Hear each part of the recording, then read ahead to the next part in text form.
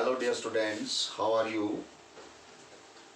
Dear students, इस lecture में हम करेंगे कि जो अपरिमेय संख्याएं होती हैं वो क्या होती हैं वो तो आपको पता है, पर इन अपरिमेय संख्याओं का प्रमेयीकरण जो है वो किस तरह किया जाता है। परिमेयीकरण मीन्स रैशनलाइजेशन। रैशनलाइजेशन जो है वो कैसे करनी है वो आज हम इस वीडियो में समझेंगे। तो रैशनलाइजेशन ऑफ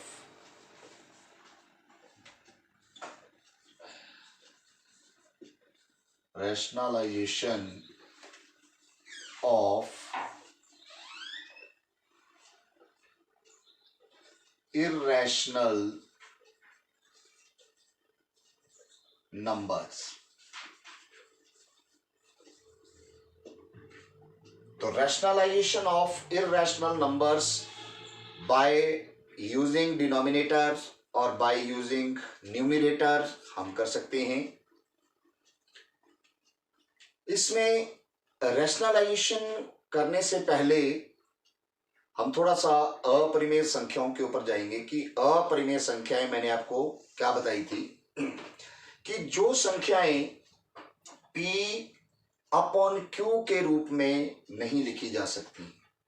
ठीक है, P अपॉन Q मीन्स जैसे आपके पास O √2 √3 √5 इस तरह से बहुत सारी हो सकती हैं।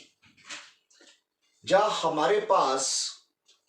हम दशमलव निरूपण में करते हैं संख्याओं का, परिमेय संख्याओं का दशमलव निरूपण करते हैं, तो हमारे पास कुछ इस तरह का उनका दशमलव निरूपण आता है।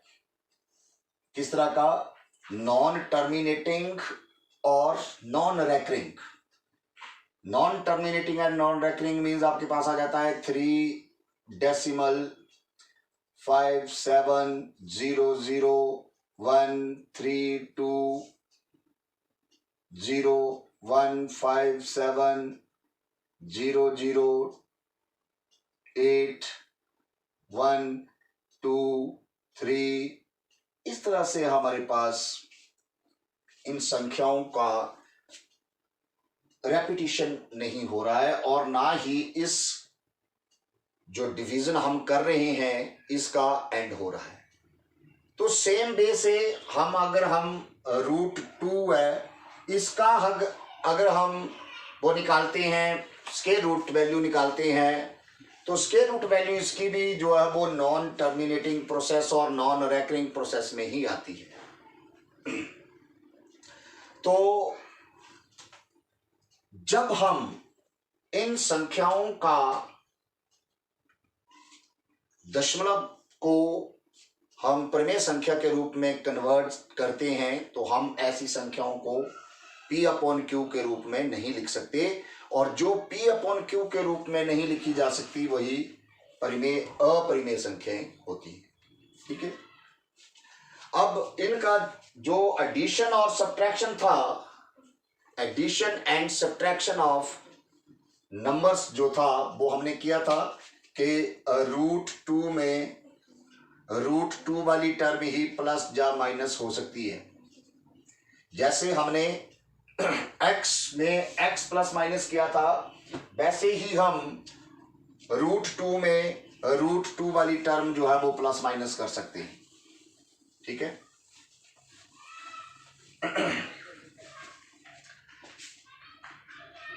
सेम रूल हमारे पास √2 प्लस √3√2 है, तो ये हमारे पास क्या हो जाएगा 4√2। क्यों?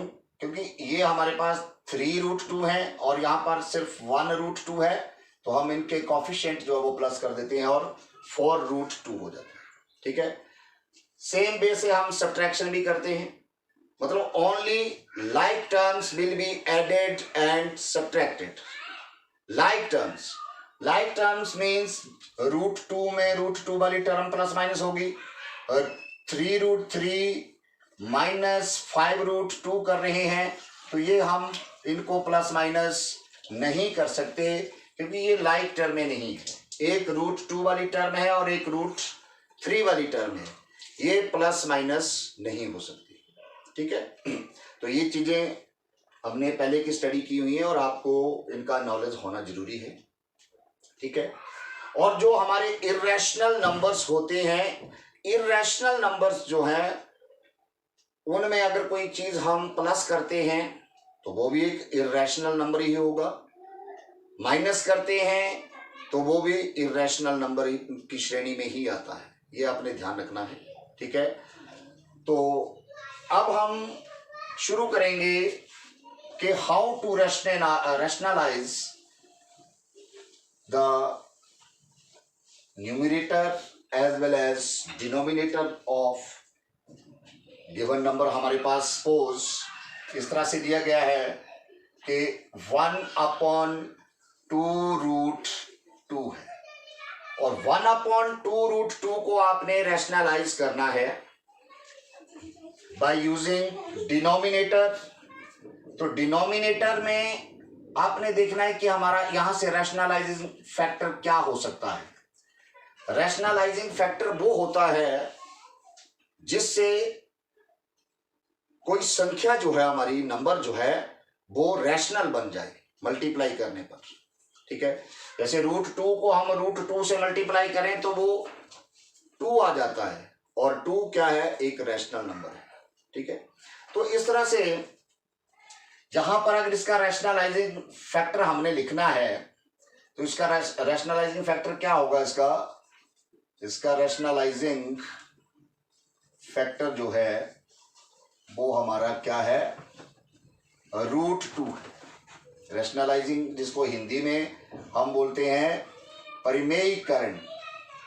परिमेयीकरण, ठीक है, कि परिमेयीकरण कैसे करना है, तो वो हम सबसे पहले हमें इसका जो फैक्टर है परिमेयीकरण करने के लिए उसका पता होना चाहिए।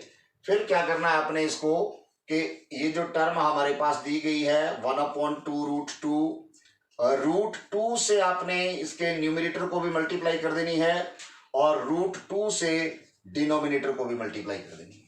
ठीक है, इस तरह से हम रैशनलाइजिंग कर सकते हैं।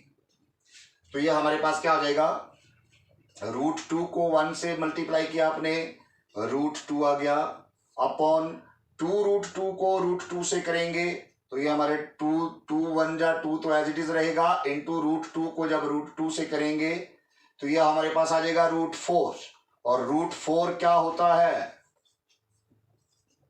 √4 जो है वो 2 के बराबर ही होता है। ठीक है, तो ये हमारे पास आ जाएगा √2/4। ये हमारा रैशनलाइजेशन हो गई बाय यूजिंग डिनोमिनेटर। डिनोमिनेटर को यूज करके हमने इसको रैशनलाइज किया, तो हमारा डिनोमिनेटर जो था वो एक परिमेय संख्या बन गया। ठीक है, इस तरह से हम न्यूमरेटर का, अगर हमारे पास इस तरह से, इसमें तो 1 है सिर्फ, अगर न्यूमरेटर में भी कोई ऐसा फैक्टर हमारे पास दिया गया है तो हम उससे न्यूमरेटर को भी मल्टीप्लाई करके और डिनोमिनेटर को भी मल्टीप्लाई करके हम रैशनलाइज कर सकते हैं। वो दोनों सिचुएशंस में हम कर सकते हैं, बाय यूजिंग न्यूमरेटर और बाय यूजिंग डिनोमिनेटर। ठीक है, तो जैसे हमारे पास हम और क्वेश्चन लेते हैं कि हमारे पास आ जाता है 1/√3 माइनस √2, इस तरह का कोई हमारे पास एक नंबर आ गया। ये इसको हमें बोला गया है कि इसको रैशनलाइज करो बाय यूजिंग डिनोमिनेटर।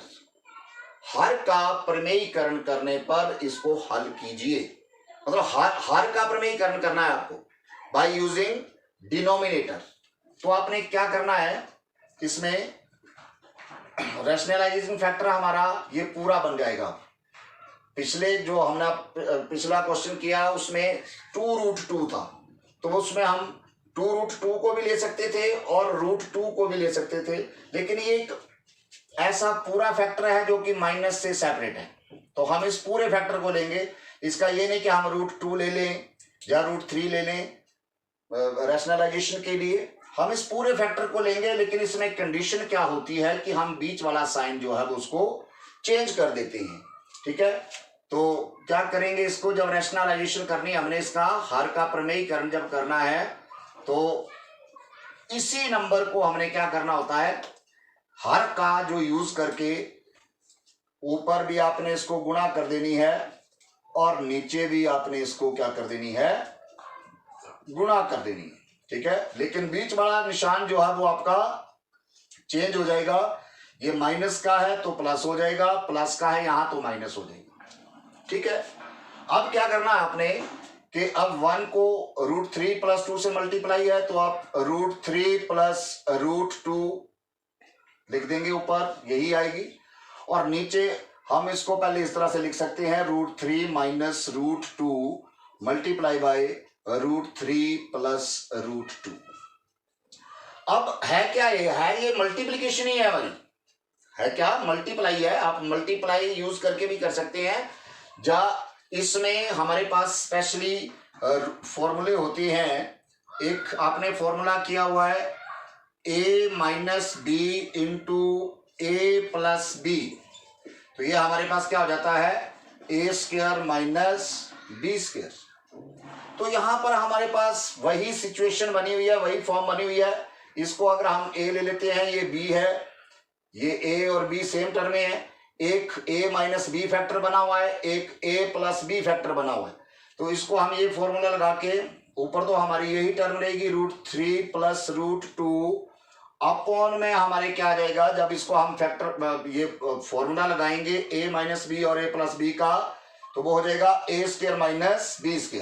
तो इसको आप लिख सकते हैं √3² - √2²। ठीक है, और ये हमारे पास क्या आ जाएगा, √3 + √2 अपॉन, ये स्क्वायर से स्क्वायर रूट कैंसल, 3 बच गया, यहां पर भी स्क्वायर से स्क्वायर रूट कैंसल, 2 आ गया, तो this is equals to √3 + √2 upon 3 - 2 1। तो ये हमारा रैशनलाइजेशन बाय डिनोमिनेटर जब हमने किया, यहां आप लिख सकते हैं जो हमारी रैशनलाइजेशन हुई है, ये रैशनलाइजेशन जो हमने की, रैशनलाइजेशन बाय डिनोमिनेटर, डिनोमिनेटर से किया हमने इसको, किससे किया है, डिनोमिनेटर से। ये डिनोमिनेटर फैक्टर यूज करके हम इसको रैशनलाइज करते हैं, हर का प्रमेयीकरण करके ये चीज आ गई हमारे पास। तो इस तरह से हम और भी कई क्वेश्चन जो है वो सॉल्व कर सकते हैं। हम ऐसे क्वेश्चन अगर आपके पास दिए गए हों तो बहुत सारे क्वेश्चन इसमें एक्सरसाइज में आपको दिए गए होंगे, आप उनको प्रैक्टिस कर सकते हैं। ठीक है, रैशनलाइजेशन बहुत सिंपल होती है, आपको बाय डिनोमिनेटर और बाय न्यूमरेटर दोनों से कर सकते हैं। जैसे मान लो आपके पास इस तरह का फैक्टर दिया हो कि √5 - √2 अपॉन √3 - 1, इस तरह का भी आपके पास क्वेश्चन हो सकता है, और आपको बोला जाए कि by using numerator rationalise it. ठीक है, तो मतलब अंश का प्रमेयीकरण करके, तो अंश का प्रमेयीकरण करके क्या करना आपने, इसका √5 -√2 अपॉन √3 - 1 गुणा आपने क्या करना है, √5 + √2 से ऊपर भी गुणा कर देनी है इसको, और √5 + √2 से हमने नीचे भी इसको मल्टीप्लाई कर देना है। ठीक है, इसी नंबर को करना होता है जो भी हमें रैशनलाइजेशन फैक्टर बताया गया है, बाय न्यूमरेटर और बाय डिनोमिनेटर। ठीक है, चाहे अंश का यूज करो चाहे हर का यूज करो, तो अंश का यूज करके हम इस तरह से करेंगे इसको। तो ये हमारे पास ऊपर जो है वो टर्म मल्टीप्लाई करेंगे, तो √5 - √2 मल्टीप्लाई √5 + √2 अपॉन में हमारे पास क्या आ जाएगा, √3 - 1 इंटू √5 प्लस √2। अब देखिए हमारे पास न्यूमिनेटर में जो फॉर्म बन गई अंश में वो a माइनस बी गुणा a प्लस बी बन गई। तो इसको तो आप लिख सकते हैं a का होल स्क्वायर माइनस b का होल स्क्वायर। ठीक है, डायरेक्ट फॉर्मूला लगा सकते हैं, जहां इसको गुणा करना चाहते हैं तो गुणा भी कर सकते हैं। मल्टीप्लाई रूल आपको पता है, इससे इन दोनों टर्मों को मल्टीप्लाई होगी, फिर इससे भी इन दोनों टर्मों को मल्टीप्लाई होगी। अब नीचे तो हमारे पास रूल नहीं बन रहा है ये कोई भी, तो हम इसको मल्टीप्लाई करेंगे। पहले √3 से √5 को किया, √15 हो जाएगा, क्योंकि मैंने आपको फॉर्मूला बताया हुआ है कि √a मल्टीप्लाई √b करें तो ये √a मल्टीप्लाई b हो जाता है। और अगर a मल्टीप्लाई √b है तब ये एज इट इज ही लिखा जाता है a√b। इसको हम इसके साथ मल्टीप्लाई नहीं कर सकते। तो बस ये ध्यान रखना है, अगर दोनों टर्म में रूट वाली है तो ये मल्टीप्लाई हो जाएगी, √15 हो गया। फिर √3 को प्लस √2 से करेंगे तो प्लस √6 हो जाएगा। फिर -1 से प्लस √5 को करेंगे तो माइनस √5 आ गया, माइनस प्लस माइनस √2 हो गया। तो ये हमारे पास हो जाएगा। अब ये तो स्क्वायर से स्क्वायर रूट कैंसिल हो गया हमारा, ऊपर हमारे पास टर्म बच गई 5 - 2 अपॉन नीचे ऐसी टर्में हमारे पास आ चुकी हैं जो अनलाइक टर्म है सारी, किसी को भी हम प्लस माइनस नहीं कर सकते, तो ये एज इट इज ही लिखी जाएंगी। √15 प्लस √6 माइनस √5 माइनस √2। तो this will be the answer. अगर इसको बाय यूजिंग न्यूमरेटर करना है तो तब भी वैसे ही करना है आपने, बट अब √3 - 1 है आपका, तो √3 + 1 से ऊपर मल्टीप्लाई और √3 + 1 से नीचे भी मल्टीप्लाई करके आप इसको कर सकते हैं। रैशनलाइजेशन जो है वो बाय न्यूमरेटर भी होती है और बाय डिनोमिनेटर भी हो सकती है। आपको रैशनलाइजेशन फैक्टर जो है उसको पहचानना है कि वो कौन सा है। ठीक है, तो इस तरह से आप बहुत सारे क्वेश्चन कर सकते हैं। मुझे आशा है कि आप ये अपरिमेय संख्याओं के बारे में, इर्रेशनल नंबर्स के बारे में, ये कैसे इनका हम परिमेयीकरण करते हैं, रैशनलाइजेशन करते हैं, वो आप समझ गए होंगे। नेक्स्ट वीडियो में हम और इनसे रिलेटेड क्वेश्चन करेंगे। Thank you.